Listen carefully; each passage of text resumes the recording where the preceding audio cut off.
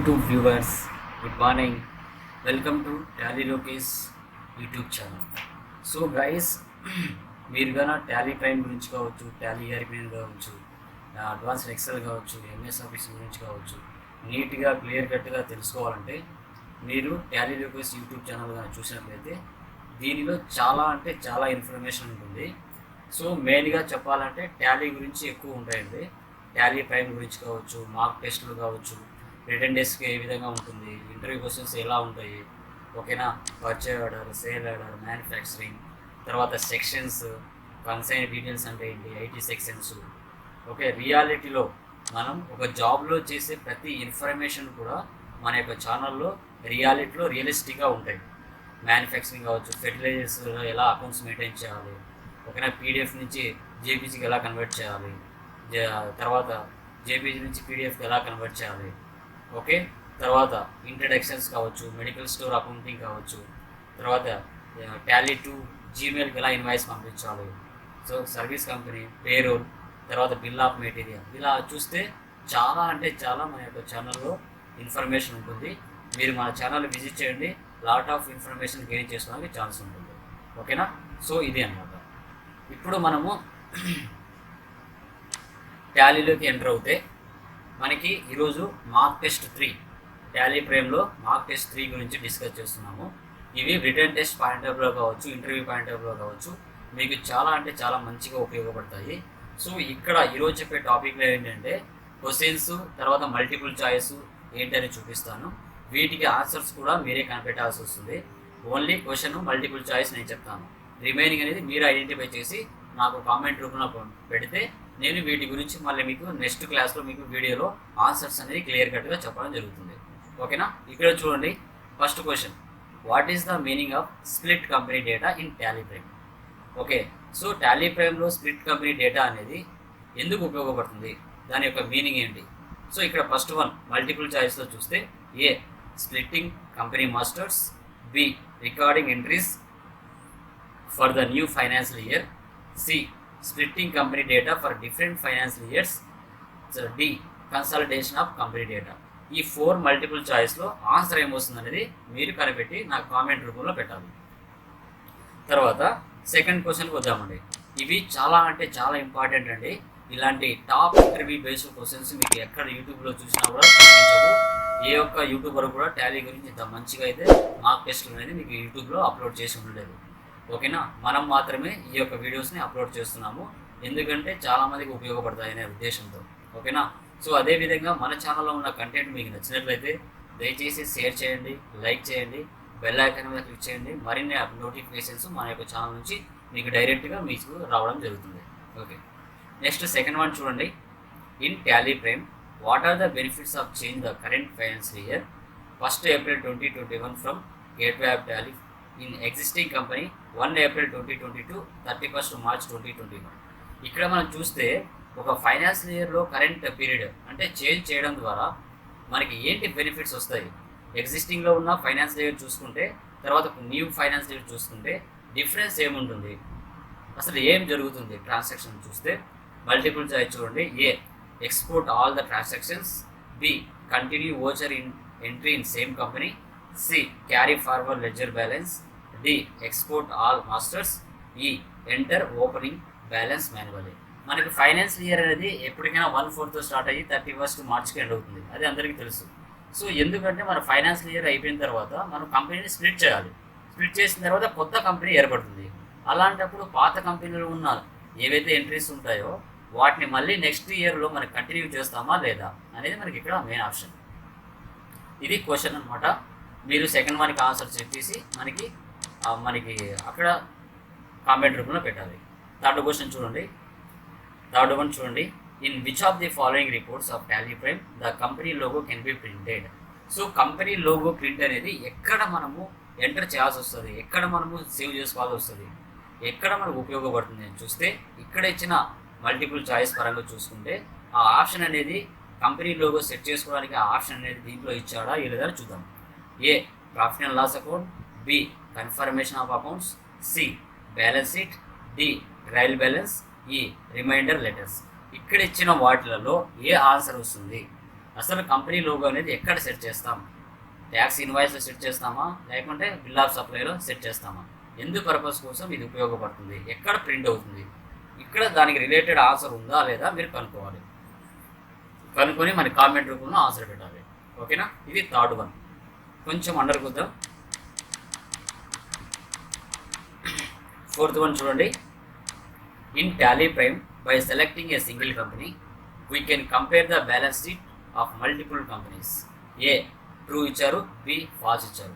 మనము ఒక కంపెనీని సెలెక్ట్ చేసుకొని అదే కంపెనీలో నుంచి మల్టిపుల్ కంపెనీస్ బ్యాలెన్స్ షీట్ని మనం కంపేర్ చేయగలుగుతామా లేదా?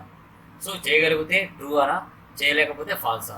ఈ రెండింటిలో ఆన్సర్ ఏమొస్తుంది అనేది మీరు పర్టికులర్గా ఐడెంటిఫై చేయాల్సి వస్తుంది. ఓకేనా? సో అది. నెక్స్ట్ ఫిఫ్త్ వన్ చూడండి. What are the different of moving to the new financial year in Tally Prime? So మనకి ఒక న్యూ ఫైనాన్షియల్ ఇయర్లో టాలీ ప్రైమ్లో మనకి డిఫరెన్స్ ఏం కనబడుతుంది? కంపెనీ స్ప్లిట్ చేసిన తర్వాత ఏం డిఫరెన్స్ కనబడుతుంది అంటే, ఫస్ట్ మల్టిపుల్ చాయిస్ ఇచ్చారు. A create new books of accounts, create a new company and then split the data, split company data. తర్వాత D split the company data and import the opening balances. E split the data and then export vouchers to a child company. F export and import the data to a new company. So ఇక్కడ ఉన్న multiple చాయిస్లో మనకి ఏదైనా రావచ్చు అండి. దీంట్లో ఒకటే answer అనేది ఉండదు. ఏ ఉండొచ్చు, బి ఉండొచ్చు, డి ఉండొచ్చు, ఎఫ్ ఉండొచ్చు, ఏదైనా ఉండొచ్చు. 2-3 ఆన్సర్లు ఉండొచ్చు ఒకే క్వశ్చన్స్లో. మనం ఏదైనా చెప్పడానికి ఛాన్స్ ఉంటుంది. ఓకేనా? ఒకటే ఆన్సర్ ఉండాలని గ్యారెంటీ లేదు. సో ఈ యొక్క క్వశ్చన్లో ఆన్సర్ ఏమొస్తుందో మీరు కనిపెట్టాలి. ఓకే. నెక్స్ట్ సిక్స్త్ వన్ చూద్దామండి. ఇవి చాలా ఇంపార్టెంట్ అండి, కంపల్సరీగా మీకు ఉపయోగపడతాయి. ఎక్కడే కానీ స్కిప్ చేయకుండా చూసుకోవాలి మీరు ఆన్సర్స్, క్వశ్చన్స్. తర్వాత సిక్స్త్ వన్ చూడండి. In Tally Prime which of the following shortcut keys are used to export the trial balance in Excel format? So ఇక్కడ ట్రయల్ బ్యాలెన్స్ అయినా కావచ్చు, బ్యాలెన్స్ షీట్ కావచ్చు, ప్రాఫిట్ అండ్ లాస్ కావచ్చు, మనకి ఎక్సెల్లోకి export చేసేటప్పుడు మనం ఏమి షార్ట్కట్కి యూజ్ చేస్తాము? ఇక్కడ A 0 bar export, B A double bar export, C P bar export, D Z bar export, E bar export, F M bar export. ఈ యొక్క వాటిలో మనకి మెయిన్ ఆన్సర్ ఏమొస్తుంది, వాటి యొక్క షార్ట్కట్ కీ అనేది మీరు చాలా సింపుల్గా మీరు ఐడెంటిఫై చేయడానికి ఛాన్స్ ఉంటుంది ఈ యొక్క క్వశ్చన్లో. తర్వాత చూస్తే 7th వన్ అండి. From which of the following screens the mailing name of a group company can be modified in Tally Prime? So ఇక్కడ చూస్తే ఒక స్క్రీన్ ఉంటుంది.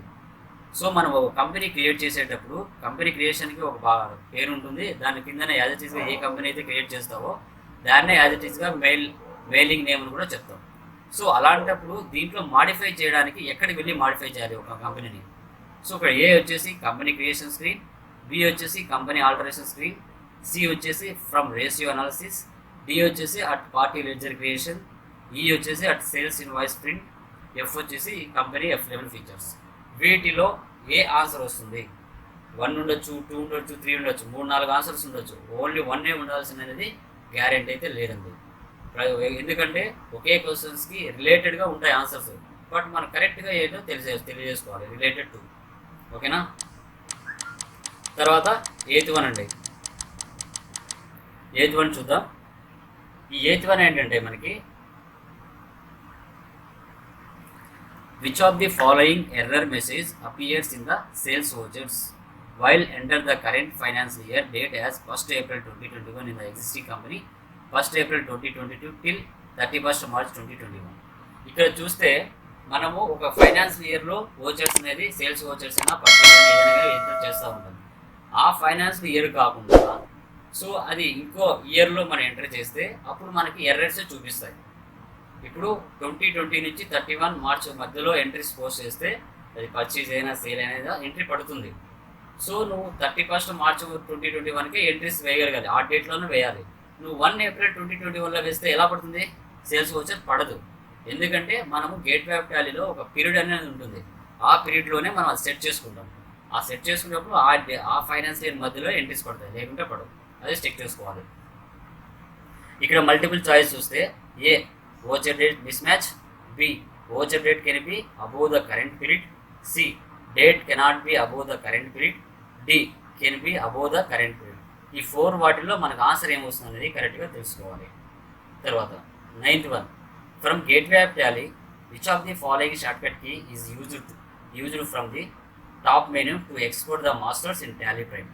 సో మనము ఏదైనా కానీ ఒకటి మాస్టర్స్ కానీ లేకుంటే ట్రయల్ బ్యాలెన్స్ కానీ బ్యాలెన్స్ షీట్ కానీ ఏదైనా కానీ ఎక్స్పోర్ట్ చేయాలి అంటే వాటికి షార్ట్కట్ కీ ఏమిటి అని అడుగుతున్నాడు. ఇక్కడ ఏ Alt+O, B Alt+E, C Alt+K, D Alt+Z. వీటిలో మనకి ఏ ఆన్సర్ వస్తుంది అనేది మీరు కరెక్ట్గా ఐడెంటిఫై చేయాల్సి వస్తుంది. ఓకేనా. తర్వాత 10th వన్ చూడండి, from which of the following screens we can select the member companies in Tally prime. ఓకేనా. ఇక్కడ స్క్రీన్స్ అనేది మనము కంపెనీస్ ఎలా సెలెక్ట్ చేసుకోవాలి. సో అది ఎలాగా అంటే first A from balance sheet report, B profit and loss account report, C trial balance report, D company F11 features, E group company alteration, F group company creation screen. ఇప్పుడు మనము ఒకే screen మీద 3 లేదా 4 companies పెట్టుకోవచ్చండి. అప్పుడు ఎలా మనం multiple members companies పెట్టుకోవడానికి chance ఉంటుంది. ఆ యొక్క మెయిన్ ఆన్సర్ దీంట్లో ఈ వాటిలలో ఈ మల్టిపుల్ చాయిస్లో ఏం ఆన్సర్స్ కిందకి వస్తాయి అనేది మనకు కరెక్ట్గా ఐడెంటిఫై చేయాల్సి వస్తుంది. ఓకే గైస్, ఇలాగా మీరు 10 మార్క్ టెస్ట్ 3లో ఈ 10 కన్నా మీరు ఆన్సర్స్ తెలుసుకున్నట్లయితే మీరు ఆఫ్టర్ లాక్డౌన్ తర్వాత ఎక్కడైనా మీరు జాబ్స్ ఇంటర్వ్యూస్కి వెళ్ళినా లేకపోతే రిటర్న్ టెస్ట్లో ఏమైనా ఉన్నా వీటికి ఆన్సర్స్ ఈజీగా చేయడానికి ఛాన్స్ ఉంటుంది.